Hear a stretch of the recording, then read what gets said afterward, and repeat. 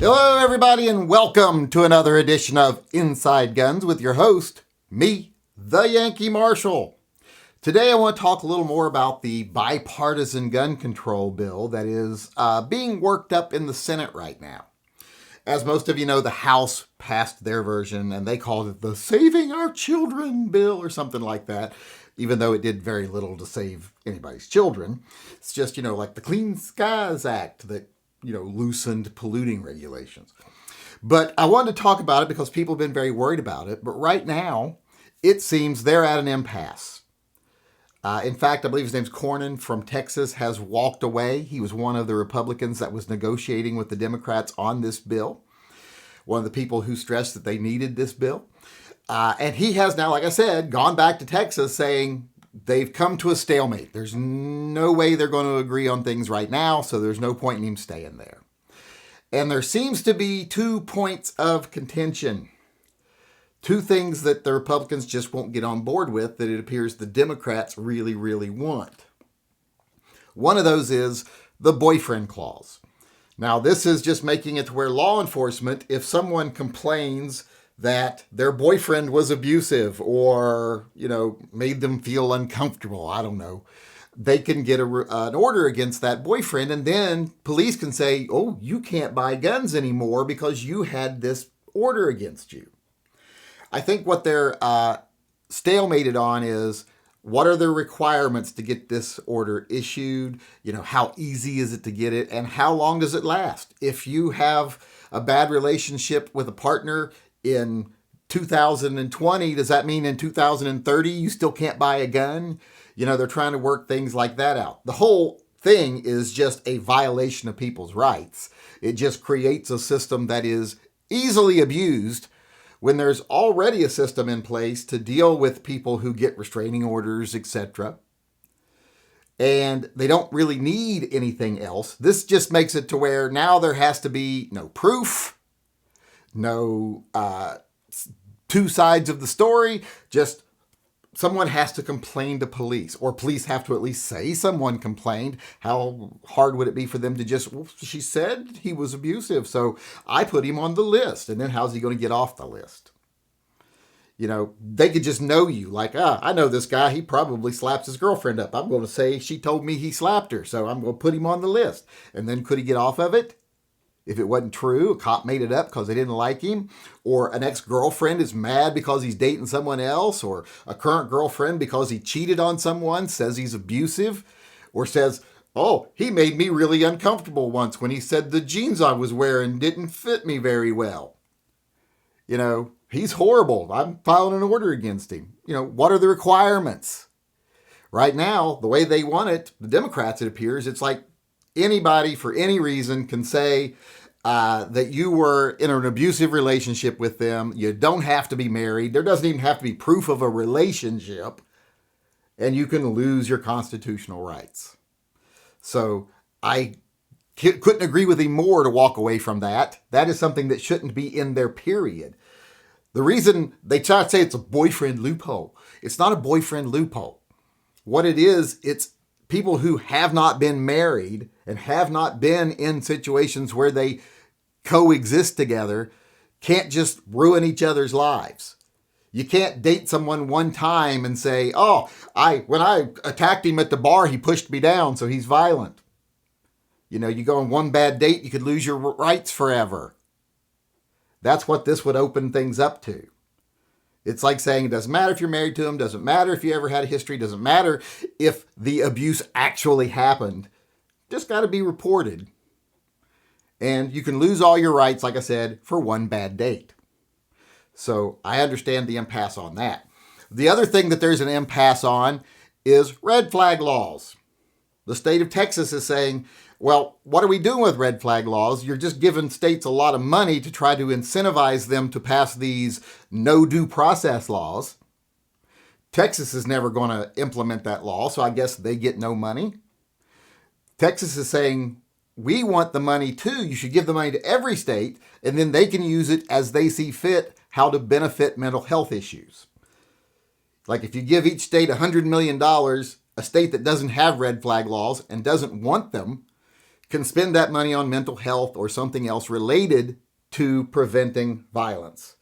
But the way the Democrats want it is, nope, you only get that if you pass a red flag law. So in other words, they're bribing states to pass laws to deny citizens due process. That's what the Democrats apparently want to fund right now. They want to pay the states, bribe them to remove your due process, to make it very easy for law enforcement, a neighbor, someone who just talked to you on a message board, doesn't really even know you. They could report you to the police. The police can go in and completely violate your rights, seize your property. Say, oh, you're a danger to society. And seize your property. And when would you get them back? Who knows? Would you ever get them back without them being destroyed? Who knows? Would you ever get your rights back? Who knows? They're real good at passing these things. And like I said with the other one, if this happens to you on May 5th, 2022, is it going to be resolved 10 years from now? Or is the state just going to sit on it and tell you, oh, sorry, process goes slow? So the Democrats basically right now, like I said, are wanting to fund giving people the right to destroy your life over one bad date, or giving states money to pass laws to violate your right to due process. That's the contention point right now. And I knew they were going to hit something like this. I don't want red flag laws, period. People always yell at me like, you're a mental health professional, or at least you used to be. I'm not a professional anything now, except for maybe deadbeat. But people yell at me saying, red flag laws save lives. There's been studies that show for every 10 red flags served, there's 1 suicide prevented. Well, that doesn't make any sense because, one, you can't prove someone would have committed suicide if they hadn't intervened.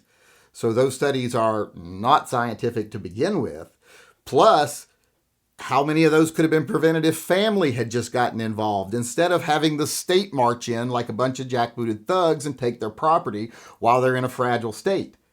To me, red flag laws, all they're doing is, and not even that study, it showed 9 out of the 10 people were just people who got their rights violated. And also, if someone is mentally fragile at a point in their life and the cops show up at their door and seize their property, that's not going to help. That's going to hurt. That's going to make them feel like, well, I felt like I was useless. I felt like people were better off without me. And now I guess I'm a fucking common criminal too. I'm not even worthy of having my rights as a citizen. That's not going to help their mental health.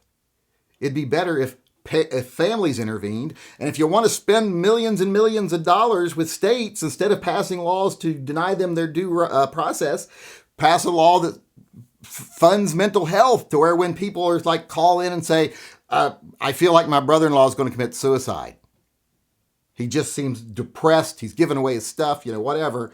Instead of the police marching up there and taking his property, he gets a call from a social worker who sets up a meeting with him and his family, or just him.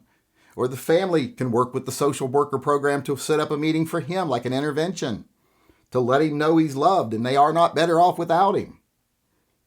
Wouldn't that do better? That would do so much better than having a bunch of police storm into someone's house, steal their property while they're already depressed. Now they're depressed and they've been stolen from and had their rights removed. It just doesn't make sense. Red flag laws are stupid. They are poorly regulated. They are too loose. Anyone can abuse them. And there's no real strong set system for correcting errors. Just like with the boyfriend thing. You get a protective order against someone after one date. And now how do they get off that? How do they get out of that situation? Same thing with this. Once someone has had a red flag order enacted on them, how do they go about getting their property back? How do they go about clearing their name, etc.? And if they are already depressed, like I said, those things that they would have to do seems insurmountable. It's one more reason to not go on. So that's the state of the bipartisan gun control right now. In fact, it doesn't look like there's going to be any gun control right now at this point, unless things change. But there are things in this bill I hope get salvaged. Extra money for school security, extra money for fortifying schools. There's no reason schools have windows that people can access at ground level. There's no reason for schools to have multiple unlocked doors that are not under watch. I hope that still goes through. I hope money for mental health goes through. I hope we start funding mental health, period, in this country. They talk about a lot of other countries that, oh, these countries don't have the problems America has. Well, one of the things they have is better social systems when it comes to mental health. We have none, basically. Other countries have very strong social systems.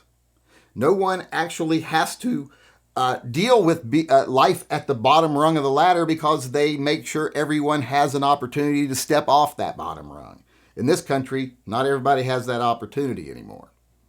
So that's the state of negotiations right now. It doesn't look like anything to worry over other than the fact that I worry that the good things won't get done because of the bad things. I'm hoping that Democrats can do the good things without doing their pet project, and I hope the Republicans will accept the good things, even though it is spending money on health care, which they're good at talking about, but not really good at doing. In fact, most of the ones, like the governor of Texas, who's been talking, we need more better health care. You've cut health care like 3 times. You've cut mental health care multiple times when you've been governor. So don't say one thing and do another. But like I said, that's the state it's at right now. Doesn't look like it's going to happen. Hopefully it'll happen with just the things like I said, the good stuff. And hopefully the gun stuff, the red flag law stuff, and that will have to be taken out of there, or it just won't pass at all. All right, everybody, that's it for me today. I hope you enjoyed the show, and I hope you come back again on Monday. This has been a short week because I have been installing Starlink this week in my studio here. And hopefully I'll be able to upload this video in high def for a change. Instead of just 720, it'll be 1080. I know 720 is sort of high def, but hopefully it'll be in 1080 high def because my upload has gone from like 0.7 to 15 now. So it shouldn't take 18 hours to upload a high def video. So like I said, thanks everyone for coming. I do appreciate. I hope to see you again on Monday. Until then, remember, always carry and stay safe until I see you again.